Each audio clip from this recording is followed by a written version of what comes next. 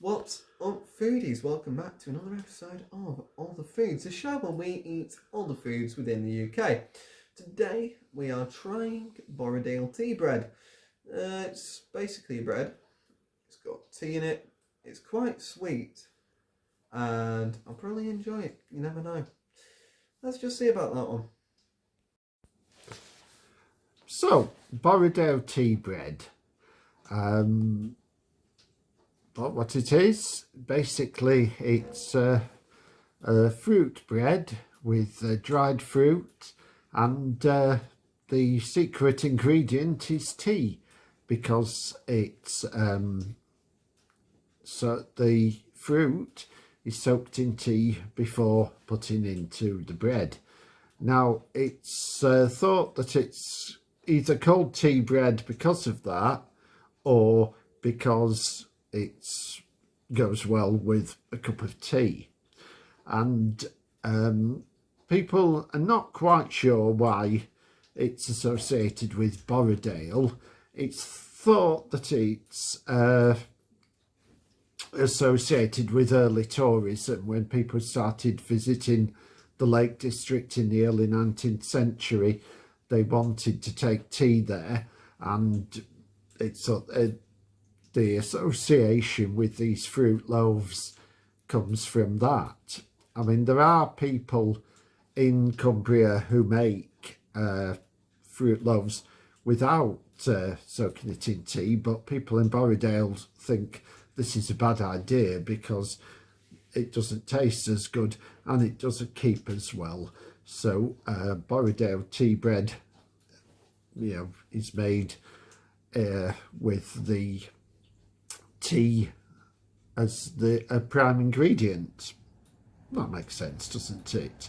And we've taken a recipe from the website of Low Scissor Barn near Kendal, which is a nice tea shop, and we don't have access to everything that they've specified, so we've tweaked the recipe slightly, but hopefully it will all come out well.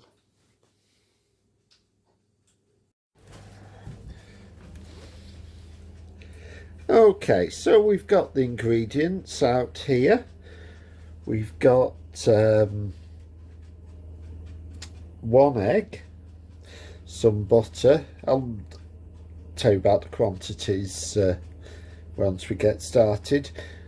Self-raising flour. The recipe recommended wholemeal, but I couldn't actually get that. Well, not that was actually marketed as wholemeal, but I don't think that'll make a tremendous amount of difference.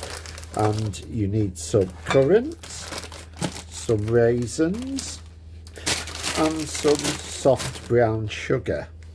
And you also need, of course, tea. I wonder where I've put that at. Yeah. Now then, the recipe we've got says it's best using oolong tea. Not been able to source that, but oolong tea is about halfway between green and black tea, so we're going to use green tea instead. And this is a recipe which requires a 2-stage process, because you have to soak the fruit overnight before making the rest of it. We'll show you that in a sec. Right, we're measuring out 110 grams of both the raisins and the currants. I think we're doing the raisins at the moment.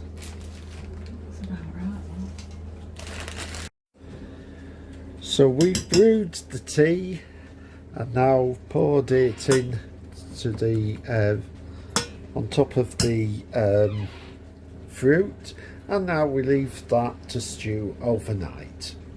So part 2 tomorrow.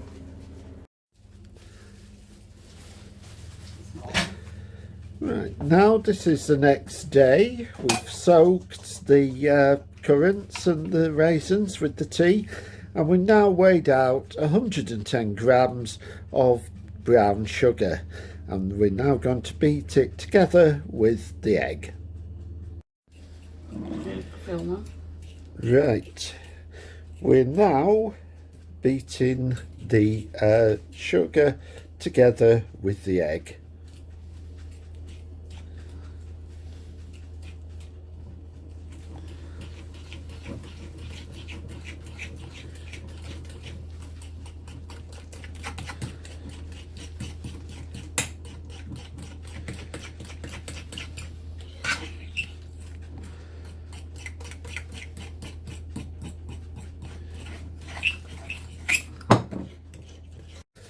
Right, we're now weighing out the 225 grams of the self-raising flour, and we now stir that into the egg and sugar mix.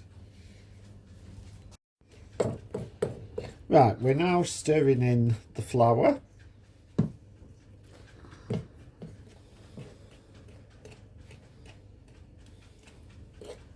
Very interesting footage.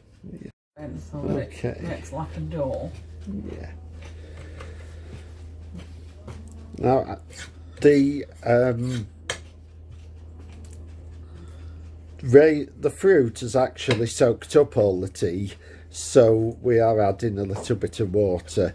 If there is, just to make it a soft mixture, if there is any surplus liquid from the fruit and the tea, probably better to use that. But yeah, we've got the right, we've put the right amounts in, so it's all soaked up in the fruit.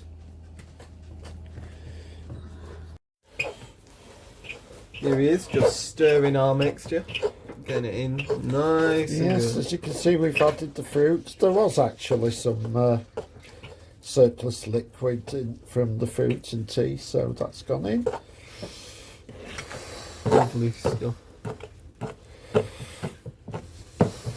You know, this is the strangest looking mixture I think I've ever seen in my life.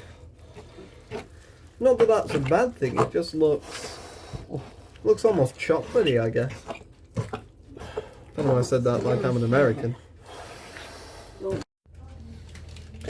Right, we've now got our funny looking mixture, and we're putting it in a lined greaseproof paper loaf tin, and I'm told that it goes in at 180 sorry, 180 in the oven, or until it's cooked in the centre.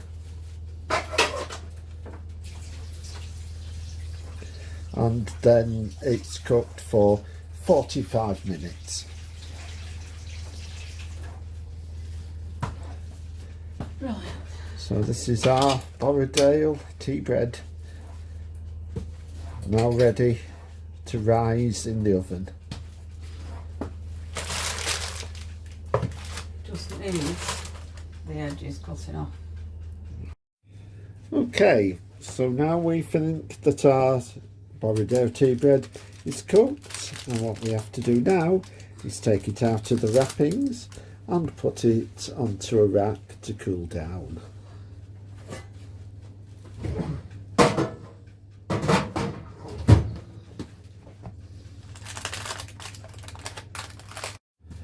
So that is our Borrowdale tea bread. We did take it out a bit too soon earlier, but you know, got it back into the oven. Bottom's now solid, and we're just leaving it to cool, and we will taste it a bit later on. Right, Simon's doing the taste test. Here we go. Oh, lovely texture.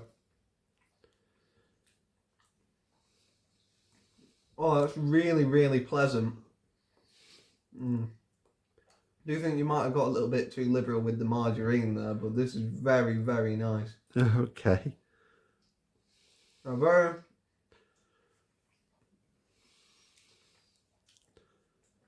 It's sweet, but it's sort of like a mild sweetness, and you get quite a nice taste of the currants as well. The bread's definitely the highlight for me there.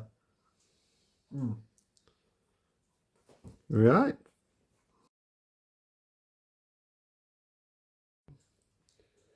Okay.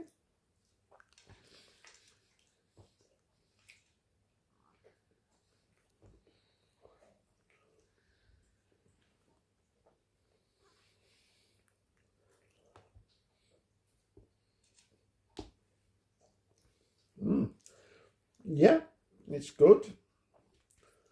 Yeah, it's as good as you get in the shops, Soreen or something like that.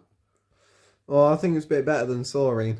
Okay, well, there Personally. you go. Because I don't like Soreen much. That's my little confession of the day. Thanks for watching.